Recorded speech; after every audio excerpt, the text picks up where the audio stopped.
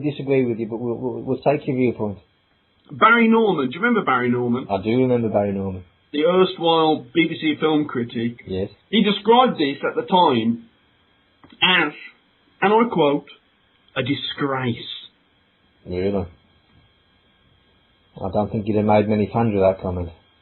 I don't think he did. But you the aliens... Oh, sorry, go on. You had to agree with him, did you? I don't want to give away my score. Okay.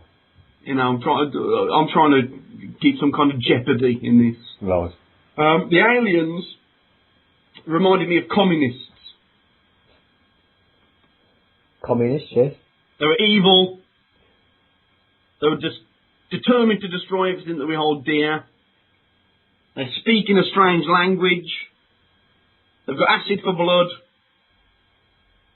Communists. Is that what the communists are like? That's exactly what they're like. Is it? Have you ever been to Moscow?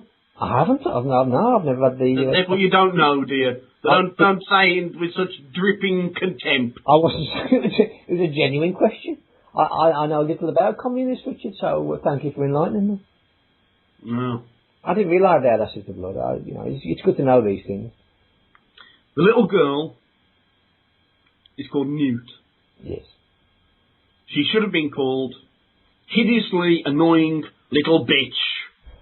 It wouldn't have rolled off the tongue as well as Newt, but I do take your point. Every time she was on screen, every minute stretched to 5, 6, 7 minutes long. It was bloody awful. She wasn't a welcome addition to the movie. James Cameron, Nathaniel, he went on to make Titanic. Did he? Which was a far better film.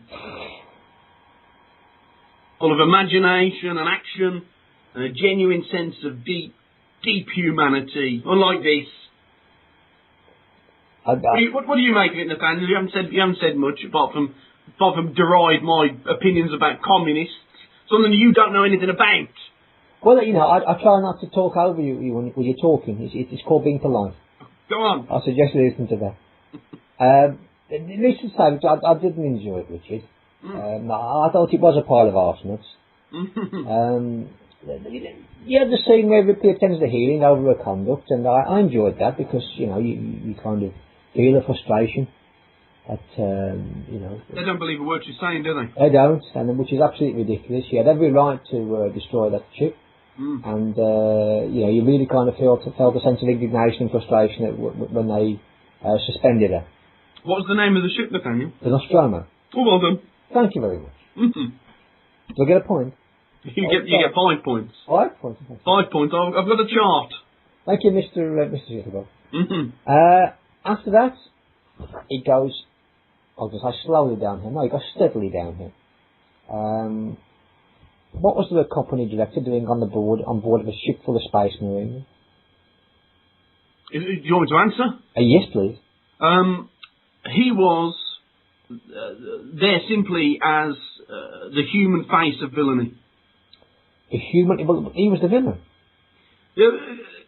And it was to suggest that in many ways humans are far more dangerous, far more villainous than the actual aliens themselves.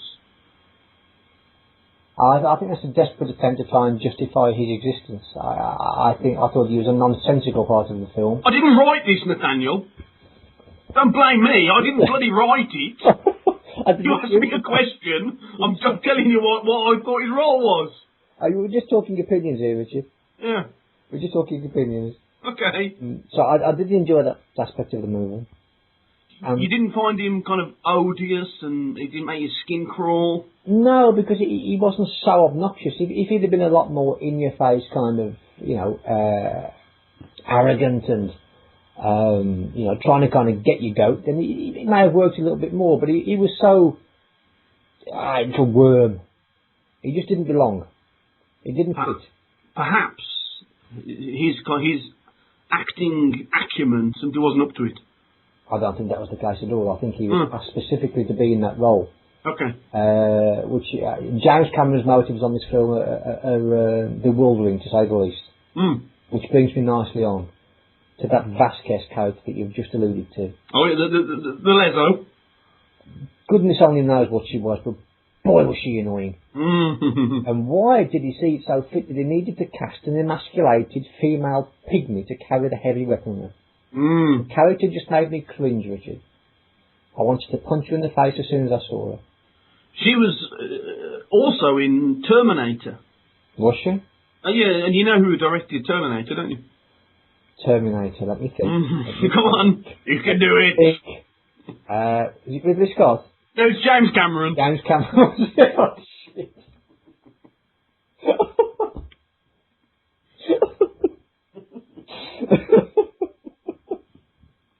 But there we go. He obviously has a hankering after this character, this actress. God only knows for what reason. But I'm clearly there's something there, isn't there? He's got some kind of personal involvement somehow. Yeah, personally involved. That's his porking her. Yeah, maybe. The little girl, you've already alluded to it, but I've got to add more to it. What did she bring to proceedings exactly? You know, the Ellen Ripley character who's lost her daughter. Yeah. And he wants to get over the fact that she's still very maternal and wants to replace the daughter character. Oh, yeah, how very sentimental. What the fuck is that doing in a sci-fi movie? Shall I give you my take, Nathaniel? Yes, please. Shall I tell you what it is? I think it's a counterpoint for the climactic scenes. Obviously, Ripley goes back into the complex to try and rescue the little girl. Yes. Yeah, and the Queen alien kind of rips herself free of her birthing tube. Yes. You with me? Yes, I am. And the Queen alien's motivation to destroy Ripley is the very fact that Ripley had destroyed her babies. So you've got the juxtaposition there. Ripley is trying to save her baby. Ooh.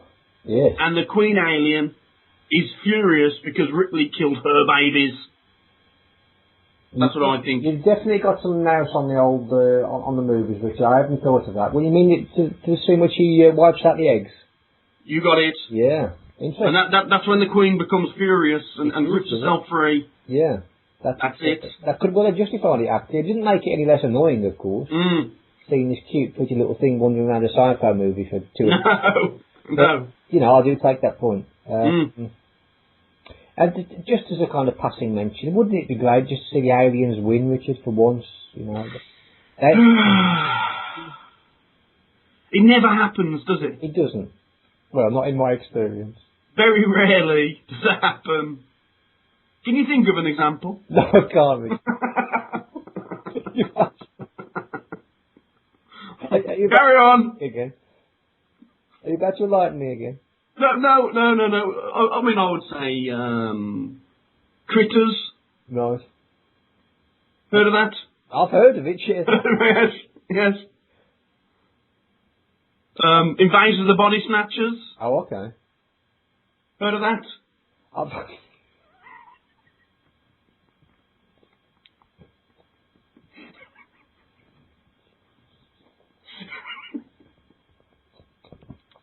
Move on, Nathaniel, for Christ's sake.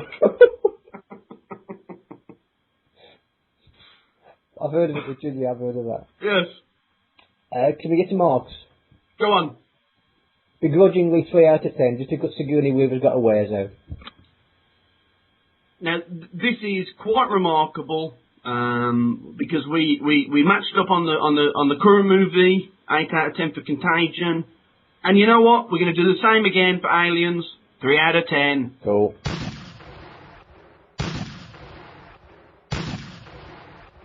Okay, folks, and now for the last section of the show, for the last 10 episodes, we've actually been discussing something topical, but we thought it was time for a change. We didn't want the format to get too stale. So instead, from now on, this final section is going to be called Any Other Business. And it's going to be any topic at all that we feel that we want to talk about. Now, as it happens, this week it is still quite topical, because we're going to talk about Halloween. Now, each year, a seemingly increasing number of children, some accompanied by parents, others in tiny clusters of small, soft bodies, wander the streets on October the 31st to indulge in trick or treat. Indeed, often the tradition kicks off many days earlier. This year, my front door was first knocked on the 25th of October, a full 6 days before the date proper. An urchin bedecked in a sheet that resembled a toga and a face painted to vaguely resemble a skeleton issued the warning trick or treat. I gave her 10 pence and off she went with her friends. But I was left boiling with rage. Why has a tradition from a foreign land so infiltrated our culture? Do young children have any idea of what Halloween actually stands for? And, crucially, is it all the fault of the Asians? Nathaniel, your thoughts? Well, first point I want to make, not alluding to Halloween at all, Richard. I want to, big shout out for Mrs. Hyman. Again? She's been back in touch? No, she hasn't been back in touch, but I just want to kind of tell her and inform her that we're ready to listen to anybody who wants to express their opinions.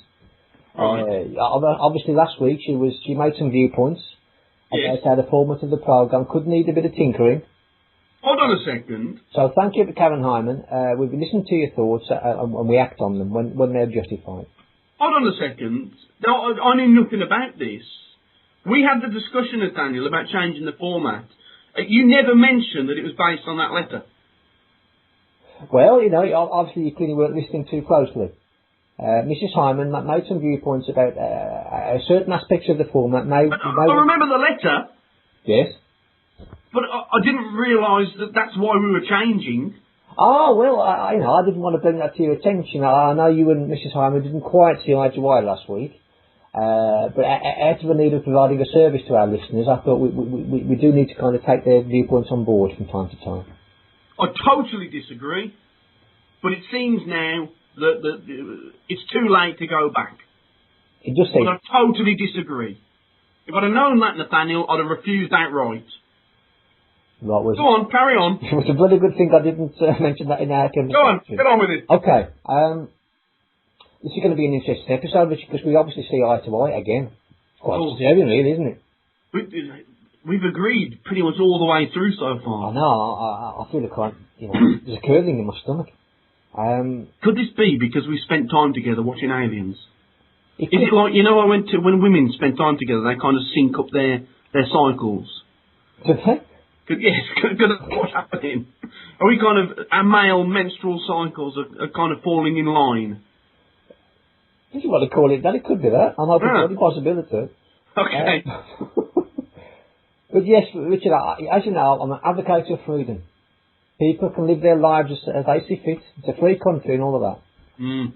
But when they come knocking on my bloody door asking for your gifts, they've crossed that line, Richard. They've crossed it. Because then it's in your face, isn't it? It's completely in your face. You shouldn't have to hide away in your own home, petrified at the doorbell ringing. You are a pervert, you're a deviant, and you do awful things with your cock. Yes. But you don't go around waving it in other people's faces unless they want you to. Well, absolutely. I mean, if the children, the 13, 14-year-old kids were to come, waving their cock, I'd treat them as like... You wouldn't mind, would you? I might invite them in. It's a good treat. You wouldn't mind. I wouldn't mind, you're right. I'd kind of see what they've got going under the costumes. I'd carry on if I were you before you get yourself in trouble. I think I better, yeah. But yeah, I mean, if I'm kind of hiding away in my living room, terrified at the prospect of the doorbell ringing, what's Mrs. Jones on the corner thinking?